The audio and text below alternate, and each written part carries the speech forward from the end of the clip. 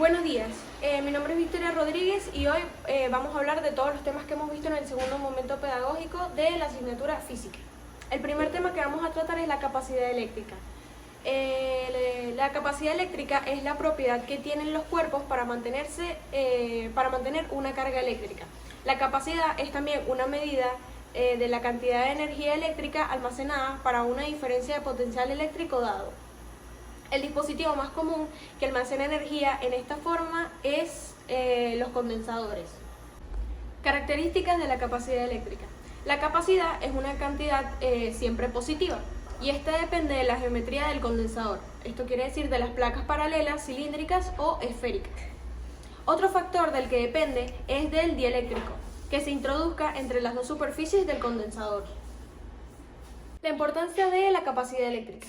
La electricidad es una de las principales formas de energía usadas en el mundo actual.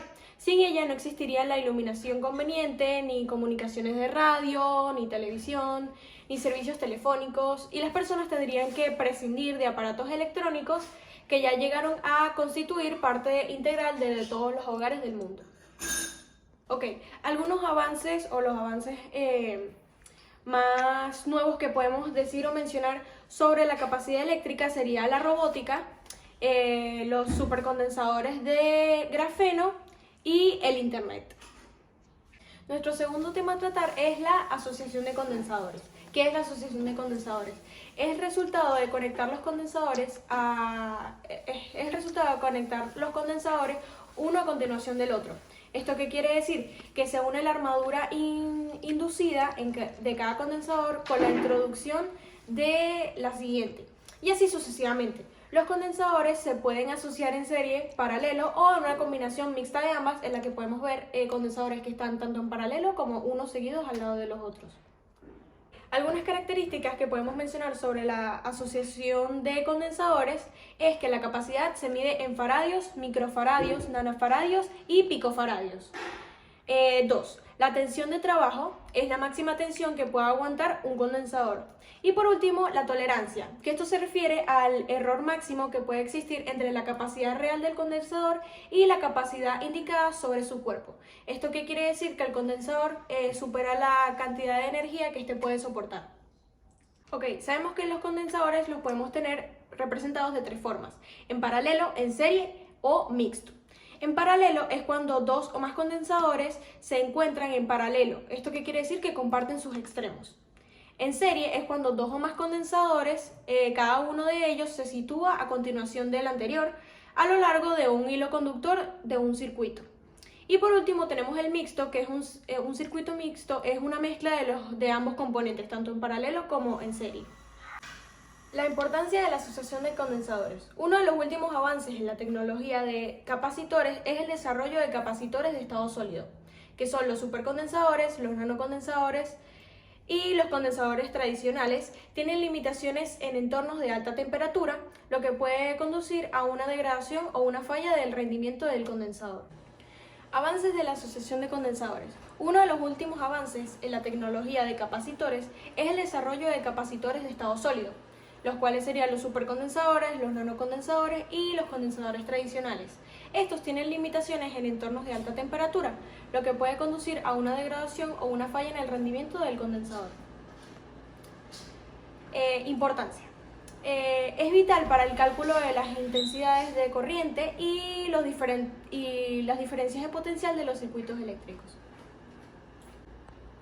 El tercer tema a tratar es el funcionamiento de condensadores en distintos aparatos eléctricos. Este lo representamos en clase con una pila casera con papas. ¿Qué es? Un capacitor o condensador eléctrico es un dispositivo que se utiliza para almacenar energía.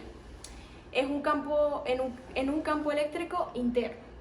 Es un componente electrónico pasivo y su uso es frecuente tanto en circuitos electrónicos como en los analógicos y digitales.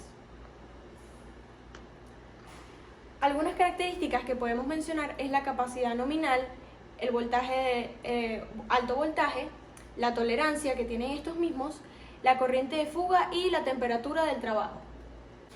Su importancia.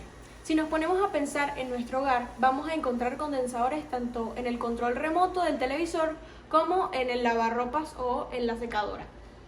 En las industrias, los condensadores son utilizados para compensar la energía reactiva. La energía reactiva es energía que se penaliza para las empresas suministradoras de energía electrónica. Sus avances. Los avances en la tecnología de condensadores también han permitido mejoras significativas en los dispositivos médicos implantables. Por ejemplo, los condensadores de tántalo y cerámicos de alta densidad han permitido la miniaturización de los dispositivos, mejorando la comodidad y la tolerancia del paciente. Y el cuarto tema que tocamos en este momento pedagógico es la corriente eléctrica enfocada en la densidad y la intensidad de corriente. Vamos a definir qué es cada una. ¿Qué es la densidad? La densidad en electromagnetismo, la densidad de corriente eléctrica, se define como una magnitud vectorial que tiene unidades de corriente eléctrica por unidad de superficie. ¿Esto qué quiere decir? Que la intensidad es por unidad del área. Y luego tenemos la intensidad, que la intensidad de corriente es la cantidad de carga que pasa por un conductor por unidad de tiempo. La intensidad de la corriente se mide en amperios. Características de la corriente eléctrica. Podemos decir que la corriente eléctrica depende del potencial eléctrico y de la resistencia del conductor. El sentido real de la corriente eléctrica es la dirección del movimiento de los electrones, desde el polo negativo que llega hasta el polo positivo. Y por último, el sentido convencional de la corriente es desde el polo positivo al polo negativo del generador a través del circuito. La importancia. La densidad de la corriente es esencial para describir cómo las cargas eléctricas interactúan con los campos eléctricos y magnéticos. Puede compararse con la cantidad de agua de un río. Los avances científicos. Tenemos los caloríficos, que los podemos ver en las estufas, los magnéticos, que este tipo de efectos se pueden identificar en los televisores, radios, amperímetros, etc. Los fisiológicos, que existen aparatos de electromedicina que responden al efecto de conducción eléctrica, generando una electroconducción. Y químico. De este se basa el funcionamiento de todas las baterías que conocemos. Ok, acá tenemos el ejercicio de asociación de condensadores. El router del Wi-Fi de la casa dejó de funcionar. Al abrirlo para ver qué sucede, podemos darnos cuenta que tiene una especie de circuito de condensadores conectados en paralelo. Pero le faltan algunos datos que impiden que este funcione como debería. Calcular la capacidad equivalente, la carga total y la energía del sistema. Ok, el circuito que tenemos dentro del router se ve algo así. Como vemos, los condensadores están en paralelo. Lo primero que tenemos que, tenemos que la carga 1 vale 20, la carga 2 vale 6 y así sucesivamente. Lo primero que tenemos que buscar es la capacidad equivalente. ¿Cómo sacamos la capacidad equivalente? De esta manera.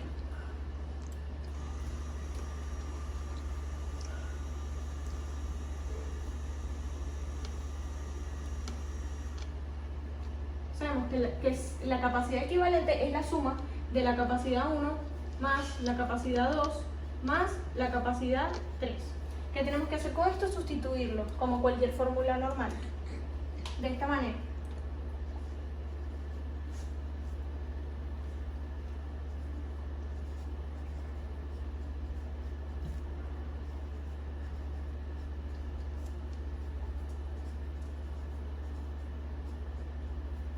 Luego de que lo sustituimos, simplemente vamos a tener que sumar. 20 más 6 más 15 nos da 41.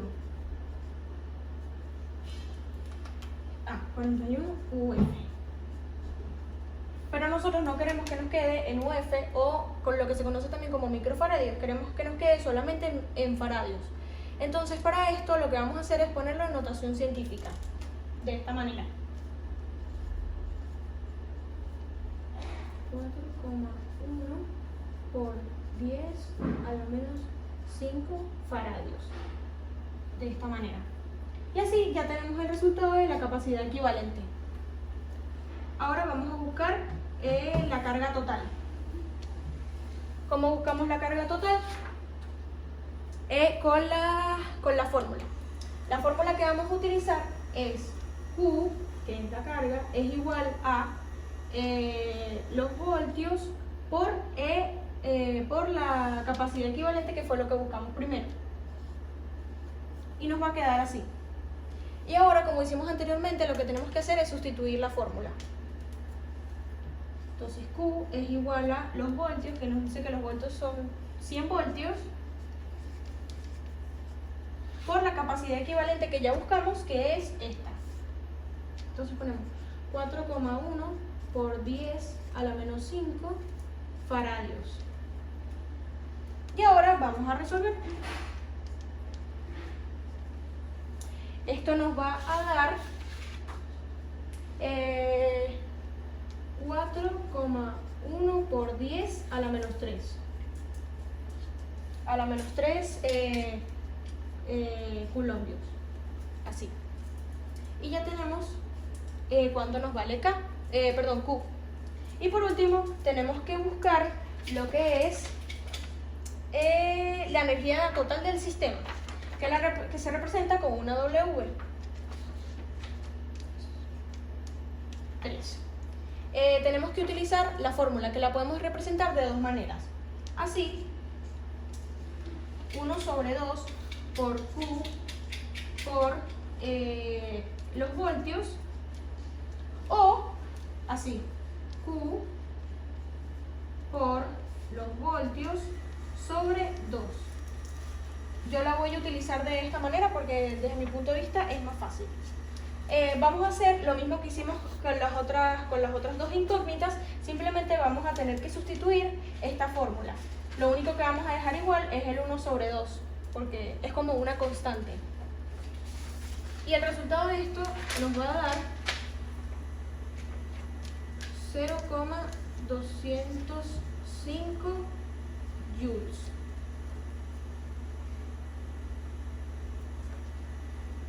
Ahora vamos a resolver un ejercicio sobre la ley de Ohm. El perro de la casa se llenó de tierra y se quiere utilizar la manguera del patio para poder bañarlo, pero se necesita saber la tensión que presenta la fuerza del agua pasando a través de la manguera. Acá se puede ver el grifo del patio y la manguera. Se puede representar así, que esta es la fuente de alimentación porque de aquí llega el agua. Luego, esta es la corriente porque por aquí pasa el agua con la fuerza que este le proporciona. Y acá está la resistencia, que es lo que hace que el agua sea expulsada de la manguera. Pero lo podemos representar de esta manera para que se entienda un poco mejor, de una manera como si fuera un circuito eléctrico.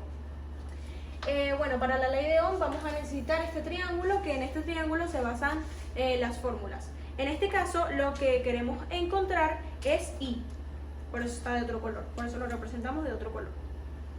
Tenemos los datos, que D nos vale 9,0 voltios y tenemos R que nos vale 100. Y esto se resuelve de esta manera. Bueno, I es igual a R, no mentira, es igual a B sobre R. Es una fórmula, entonces simplemente lo que tenemos que hacer es sustituirla con los datos que nosotros tenemos. Entonces sería de esta manera. I es igual a B, que B es 9,0 B, sobre R, que sería 100.